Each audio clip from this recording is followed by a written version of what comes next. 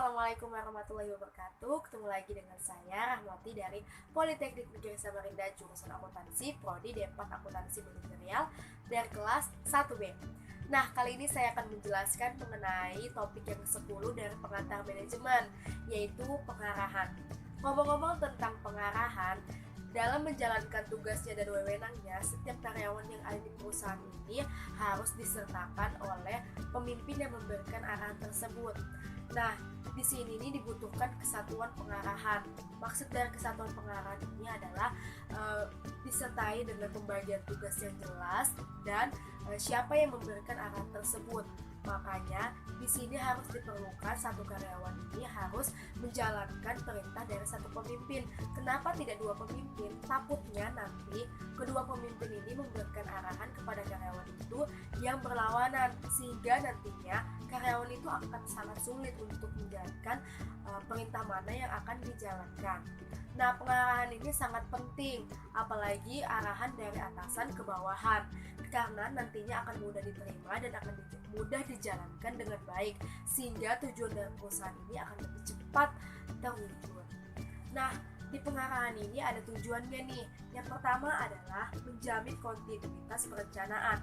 Maksudnya adalah menjamin kesinambungan ataupun menjamin hubungan antara perencanaan yang sudah dibuat dengan apa yang sudah dilaksanakan atau yang sudah dijalankan, apakah sesuai dengan perencanaan yang sudah dibuat sebelumnya. Yang kedua adalah membudayakan prosedur standar, yaitu seperti mempertahankan prosedur standar yang biasa disebut dengan SOP, yaitu standar operasional prosedur.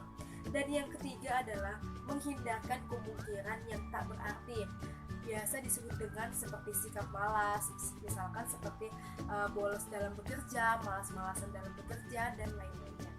Dan yang keempat adalah membina disiplin kerja seperti yang tadi, disesuaikan dengan prosedur yang ada.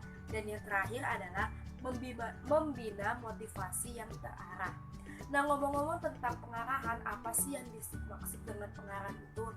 Nah, menurut beberapa ahli mengatakan bahwa pengarahan ini merupakan usaha mendorong atau mensupport bawahannya untuk menjalankan tugas dalam mencapai tujuan perusahaan. Dan pengarahan ini juga biasa dihubungkan dengan manusia dalam kepemimpinan yang mengikat para bawahan agar tujuan bersedia mengerti dan menyumbangkan tenaganya secara efektif dan efisien untuk mencapai tujuan perusahaan. Jadi di dalam pengarahan ini ada hubungannya antara pemimpin, bawahan, kepemimpinan untuk mencapai tujuan dari suatu perusahaan dalam menjalankan tugasnya. Nah, di dalam pengarahan ini ada prinsip-prinsipnya. Yang pertama adalah prinsip mengarah kepada tujuan. Jadi, arahan yang diberikan kepada karyawan ini harus sesuai dengan tujuan yang ada di perusahaan. Apakah arahan itu sesuai dengan tujuan dari perusahaan atau tidak. Sehingga dalam memberikan arahan ini harus disesuaikan dengan tujuan perusahaan tersebut. Yang kedua adalah prinsip keharmonisan dengan tujuan.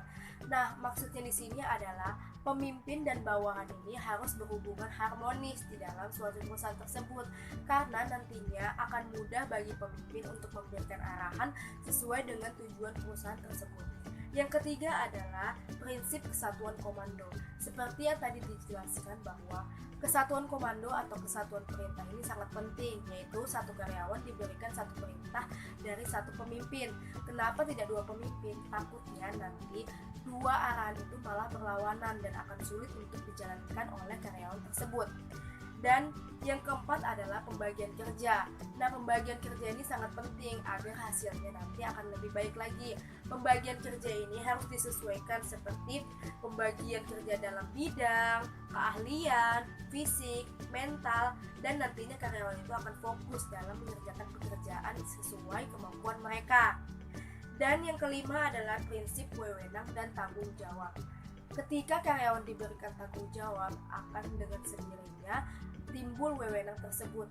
Nah, wewenang dan tanggung jawab ini harus seimbang dan tidak boleh lebih besar atau lebih kecil antara salah satu dari itu. Dan yang keenam adalah prinsip tertib dan disiplin. Nah, prinsip tertib dan disiplin ini akan meningkatkan kualitas kerja. Apabila kualitas kerja itu akan meningkat, nantinya hasil kerja itu juga akan meningkat pula. Dan yang ketujuh adalah prinsip semangat kesatuan. Semangat kesatuan di sini memiliki jiwa kesatuan atau jiwa sepenanggungan. Maksudnya adalah saling membutuhkan di dalam suatu perusahaan itu. Jadi setiap anggota yang ada di perusahaan ini saling membutuhkan atau saling memperhatikan satu sama lain. Dan yang kedelapan adalah prinsip keadilan dan kejujuran. Nah, prinsip keadilan dan kejujuran ini akan terjalan dengan baik apabila prinsip semangat kesatuan tadi ini sudah dijelaskan atau sudah dijalankan dengan baik. Maksud dari prinsip keadilan di sini adalah karyawan diberikan pembagian kerja dan diberikan upah ini sesuai dengan apa yang mereka lakukan atau sesuai dengan kemampuan mereka. Nah, maksud kejujuran di sini adalah karyawan ini tidak boleh mementingkan kepentingan pribadi dibandingkan kepentingan perusahaan, karena nantinya apabila dia lebih mementingkan kepentingan pribadinya, nanti kejujurannya ini akan diragukan sehingga takutnya dia membuat atau melakukan hal-hal yang nyeleweng dari perusahaan tersebut. Nah, kemudian kita akan menjelaskan mengenai cara-cara pengarahan. Nah, cara-cara pengarahan ini ada 3. Yang pertama adalah orientasi, dan yang kedua adalah perintah, dan yang ketiga adalah delegasi wewenang. Orientasi di sini adalah dengan cara memberikan pengarahan berdasarkan informasi, sedangkan perintah di sini adalah pemimpin memberikan perintah kepada bawahannya untuk menjalankan atau untuk melaksanakan tugas-tugas yang ada di suatu perusahaan. Dan yang ketiga adalah delegasi wewenang. Delegasi wewenang ini biasa disebut dengan pelimpahan wewenang atau pelimpahan kekuasaan dari atasan ke bawahan. Selanjutnya adalah ada aspek-aspek dari pengarahan. Nah, aspek-aspek dari pengarahan ini ada 3 pula. Yang pertama adalah motivasi, yang kedua adalah kepemimpinan, dan yang ketiga adalah komunikasi. Nah, komunikasi ini sangat penting dalam pengarahan karena apabila komunikasi kita tidak baik, tidak efektif, nantinya pengarahan itu akan terjadi kesalahan atau biasa disebut dengan miskomunikasi. Sehingga komunikasi yang efektif ini sangat dianjurkan. Ada beberapa kriteria komunikasi yang efektif. Yang pertama adalah pesan harus dirancang dan disampaikan semenarik mungkin, karena nantinya pesan itu akan lebih dicerna atau lebih dipahami oleh karyawan.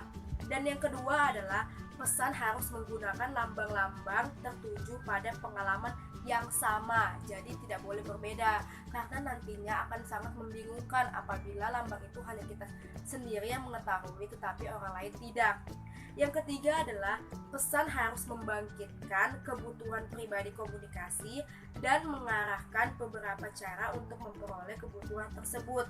Jadi harus membuat orang termotivasi. Dan yang keempat adalah pesan harus mengarahkan suatu jalan untuk memperoleh kebutuhan yang layak bagi situasi.